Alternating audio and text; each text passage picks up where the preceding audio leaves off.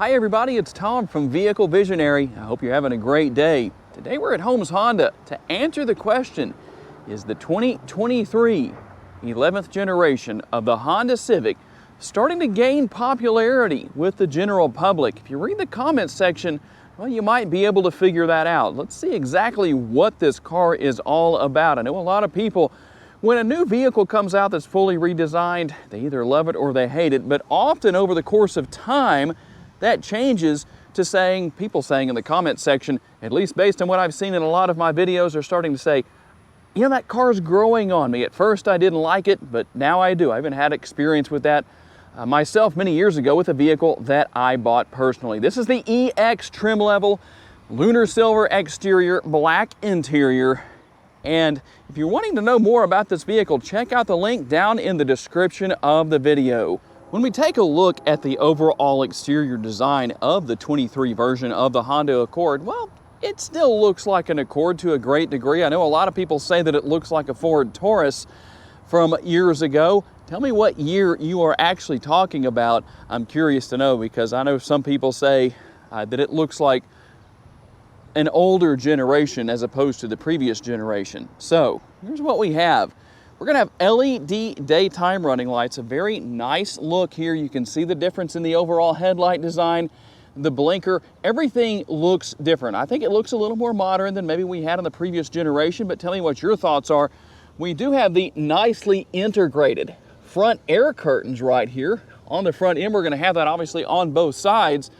The Honda logo there, and you do have Honda sensing. So what exactly do you have? You have lane keeping assist, road departure mitigation, traffic jam assist, adaptive cruise control. All of those things are going to be there.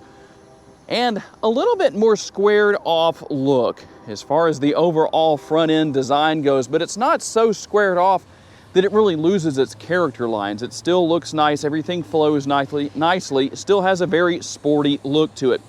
Now, one thing that I'm curious to know, would you rather have Honda offer an all-wheel drive option? Obviously, that's gonna increase the price, but right now, all we have is front-wheel drive. What are your thoughts on that subject? How about tire and wheel size? Let's talk about that. 225 will be the width, so a good bit of meat on the ground. A 50 series sidewall, so not too tall, not too short. That's going to help with better ride quality. And the wheel size on this EX trim level is going to be 17 inches.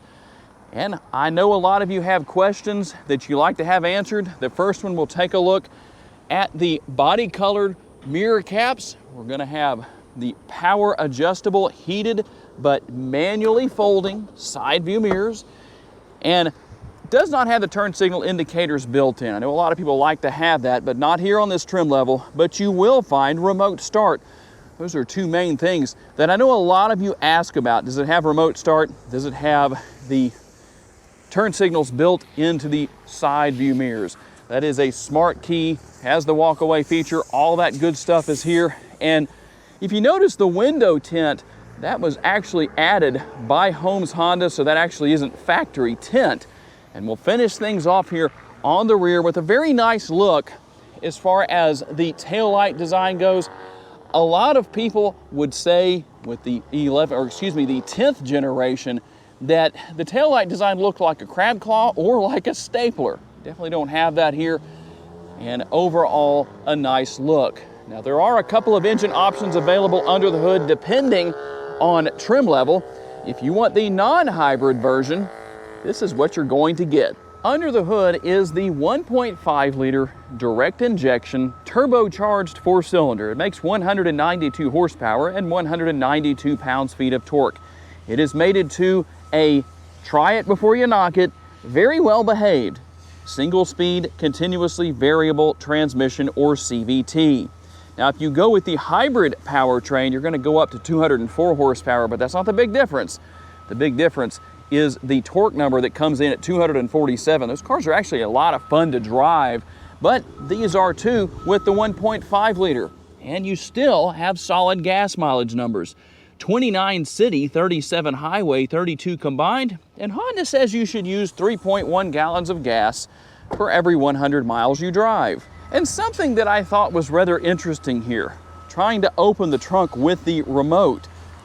If you ever hold the button down like that and it doesn't open, well, watch this. This is one thing that is likely going to be the issue. The engine is running or the ignition is on. I'm going to turn that off so you see that everything is off. That's all I've changed. Let me reach back into my pocket and hit the button one more time. Just something interesting that I discovered, but now you can see that the trunk opens right up, revealing the 16.7 cubic feet of cargo capacity. And another difference between this model and the hybrid model is found right here under the floor, in that you have a spare tire. No tire repair kits found here. And to maximize cargo capacity, I'm just going to do one side here, but you pull that release and you'll come inside and lay the seat backs down. Let's see here if I can get that down. There we go. Obviously doing that on both sides produces the same result, but I'm going to be lazy and only do it on one side. And looking into the back seat area in a little more detail than just telling you about maximizing cargo space, a decent sized door bin. As you can see, more of a bottle holder than a door bin, but it still works for its purpose. And we'll hop inside real quick here, and you can see that you have the rear seat pocket right here. And really, that's about it, other than the fold-down armrest that has the cup holders built in. Extremely soft. And we also have the sunroof. Now, I think a lot of you were hoping for a panoramic sunroof for the Accord for 2023. Tell me what your thoughts are about the fact that it's not here. And a little bit larger door bin here for the passenger side. Obviously, we're going to have the same look on both driver and passenger sides. We have the manually adjustable seat here on the passenger side, but the fully power adjustable seat on the driver's side. And one thing that you'll notice here is that there is a separation between the look of the 11th generation Civic and this 11th generation Accord as far as the dashboard goes and the design in this area. Nice large glove box here. If you're wondering what this is for the wheel locks that the dealership installed on the car. You'll use this piece right here to actually put it over the lug nut, and that will allow you to take your wheel locks off and hopefully keep your wheels nice and safe. We have a couple of USB connectivity options here, and that's the thing. You don't have air conditioning vents or the USB connectivity in the rear seating area. Tell me what your thoughts are on that. There's your conventional style shifter, so if you're not a fan of the push button style shifter, you don't see that here. And some of your push button features here as far as going in and out of econ mode. You can turn the auto stop start feature off. You've got your power parking brake and brake hold mode. Obviously your cup holders right there, and quite a bit of space down here within the center console. Now you might not be able to remedy not having the air conditioning vents in the rear seating area, but you could potentially remedy not having USB connectivity back there with a power outlet, or excuse me, with a 12 volt outlet right here. You can run an adapter to rear seat passengers and fix that problem. And there obviously is not a lot of a difference to talk about here other than some switches that you can use to control the side view mirrors and all four windows here on the driver's side door. Now right down here, you'll find a button that allows you to open the rear trunk. In fact, I just accidentally did that. And so let's go close that. But I did want to tell one thing about that, and that's the fact that it won't matter if the ignition is on or not when it comes to using that button or even the release that is found right here above the license plate bracket. The only time you have to worry about whether or not the ignition is on apparently has to do with the remote. Not sure why or how that works, but that seems to be the way it was. That's why I showed you earlier. And you can see the changes here on the instrument cluster, completely digital. You can see the likeness of your Accord down there. And when you turn the lights on, you can see the likeness of your Accord with lights on. Kind of cool, I guess. A little added value. And then over here on the right-hand side, we're going to have the control for the windshield wipers. And over here on the right-hand side, you can control the lighting on the exterior of the vehicle. And you can use those things called blinkers or turn signals. I know not all of your cars have them because a lot of you don't use them. So that can only mean you just don't have them, right? Okay. Sarcasm aside, steering wheel mounted controls are here, and we have the 7-inch infotainment screen. Very simple. For those of you who are saying, wow, I am still driving around in my 1990 Honda Accord. It looks scary. It looks like a spaceship in some of these vehicles. Don't let it scare you off, because Honda's technology is some of the easiest to learn and use in the industry.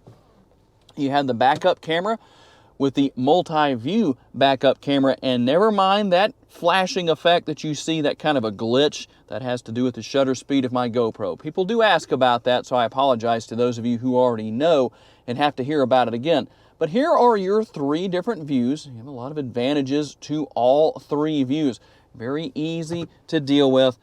And in this case, we have dual zone climate control. You can sync those together if you want to, or you can start turning the button, or excuse me, the knob on the right-hand side and just adjust the climate on the right, or you can sync those back together. Fan speed is adjusted in the middle. And heated only seats, dare I not leave those on today because, well, it's a little bit warm outside, to say the very least. But the good thing is that I am primarily done with the exterior shots of the vehicle. So we can have the air conditioning on, because we're about to go out for a test drive and see what it's like to drive this new Accord. Okay, we're out on the road for our test drive. And here's a nice little opportunity for an acceleration test because someone's driving under the speed limit. I tell you what, you ease into the gas pedal here. This 1.5 liter turbocharged engine definitely comes to life. You might wonder about the 192 horsepower and say, is it enough? You need to drive one of these to really answer that question for yourself. I can tell you from my own experience that it definitely does a good job of getting this Accord down the road, up to speed, and it's fun to drive. The handling is good. It really feels sporty. If you drive the hybrid version, one of the hybrid version models, it's even more fun because you have that extra torque, so it pulls a little bit harder, and it's just a little more fun to drive in my opinion. But you still get solid gas mileage numbers on both models. The ride quality is enjoyable. It may not be a Cadillac, but it's also not a tank. It's closer to the Cadillac than it is to the tank, I promise. But one way or another, this is a very fun car to drive. It handles very well. It's a nice wide track, so it gets good traction, and we'll just kind of take it through the corner right here a little bit faster than I normally would because, well, there's no cars around. The body roll was actually somewhat minimal right there. Not too bad. By no means is the Accord high performance, that's for sure. Although it would be nice, Honda, if you're watching and or listening, an Accord Type S would be very interesting. How about that for bringing the manual transmission option back to the Honda Accord? Don't know that we'll ever see anything like that, but hey, ask in the comments section. You never know what Honda might do. Overall, a very enjoyable vehicle to drive. It's comfortable. You can obviously adjust these front seats in a multitude of ways, even though the passenger seat is not power as is the driver's seat. Still, very comfortable. You've got Honda sensing. I talked about that earlier, the latest features, safety features from Honda. And while this isn't the largest screen you can get, it depends on trim level, but the 7-inch touchscreen, I like it because it's simple. For those of you who, again, are driving around in maybe that 1990 Accord or whatever the case is, you're not going to have any trouble learning and or adjusting to what you have here. Overall, a very enjoyable vehicle to drive. If you want to drive spiritedly, it will definitely deliver.